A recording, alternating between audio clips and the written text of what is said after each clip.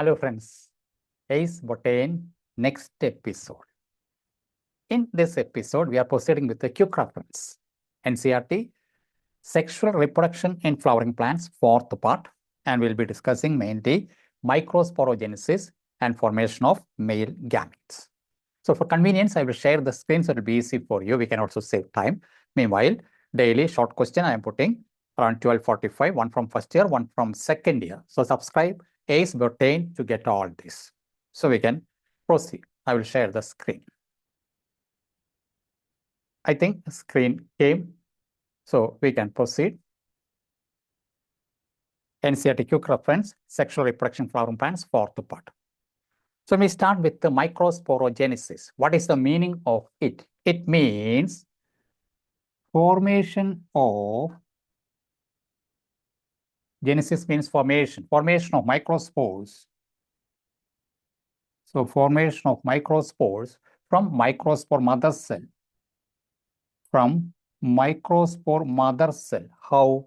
After meiosis, after reduction division. That procedure is called microsporogenesis.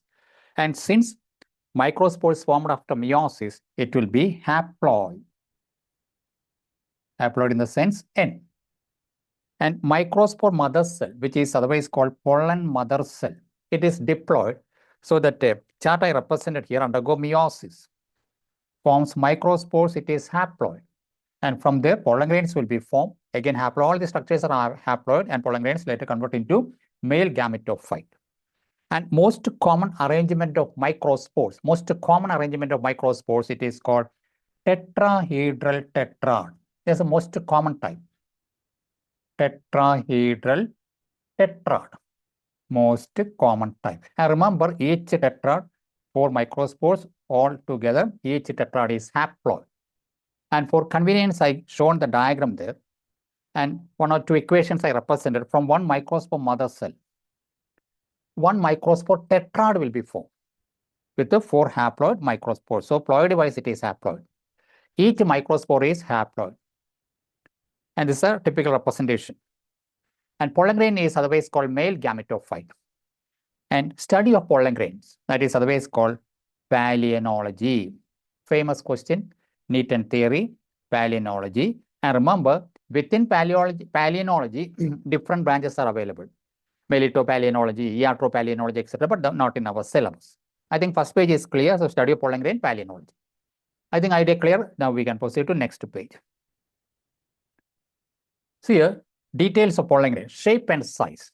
It is normally spherical. Normally spherical in shape. And approximately 25 to 50 micrometer in diameter. Micrometer in diameter. So essence for quick reference. Sporodame, that is the cell wall. Cell wall of pollen grain, which is called sporodame. Cell wall of pollen grain. That is called sporodame. And 2 parts are there. 2 parts. One is exine and other is intine. One exine, other is intine. I think up to that it is clear. And these are the diagrams given in NCERT book. First they shown here, you can find pollen grains with the different shapes, arrangement, then color, etc. Then other side, nutritional aspect, bee pollen is given. Now chemically, when we look on to details of exine, we can find it is sporopollenin. And this is supposed to be one of the most resistant chemical, and this helps in fossilization of pollen grains. And there we can find beautiful designs on exine, which is otherwise called exine sculpturing or ornamentation.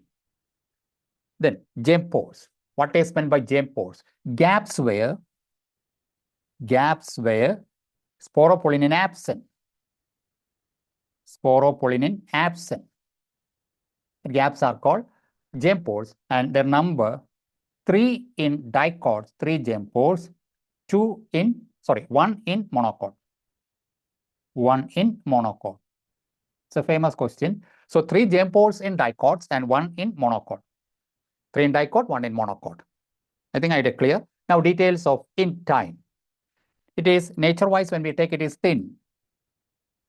It is inner. And it is continuous. Then chemically, it is made up of pectin and cellulose, spectrocellulosic. And inside it, we can find plasma membrane, which is the area where cytoplasm is surrounded by plasma membrane. Cytoplasm is surrounded by plasma membrane. So closest to cytoplasm is plasma membrane. I think up to that it is clear. Now we can proceed to next aspect. That is some effects of pollen grain. One is pollen allergy, mainly pollens from anemophilous flowers or plants that will cause allergy. I think better change the color so it will be convenient for you. One second. Okay.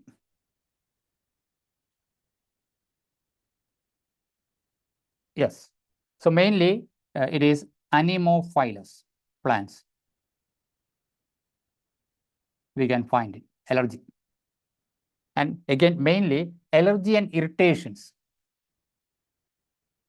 Allergy and irritations will be caused by certain pollen grains. Then breathing problem. So breathing irritation, difficulty in breathing. An example for pollen grains that can cause allergy that include Parthenium, famous plant. It is commonly called carrot grass. And through imported wheat, it came to India. Imported wheat. And other plants include Chenopodium and Amaranthus. Now, pollen products, that is nutrient-rich products, are available, which can provide stamina. NCERT figure 1.6. Now, pollen viability. So when we come to viability of pollen grains, it is variable. Environmental influence, like temperature and humidity. And it differs like 30 minutes in rice and wheat, and many months in families like Solanaceae, Rosaceae, and Leguminosae. Now, pollen banks. Pollen banks means to preserve pollen grains.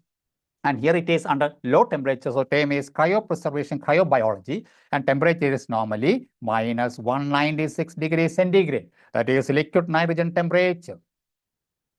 Studying chemistry. And what is the purpose? For future use. Future use. It is kept. I think it is clear up to this. So we can proceed to next page.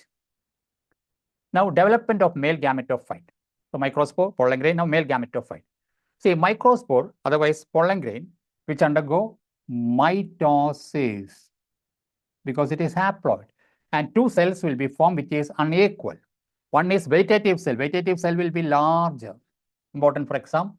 And nucleus, which is usually irregular. Food reserves plenty. Food reserves plenty. Okay, now generative cell, which is spindle shape.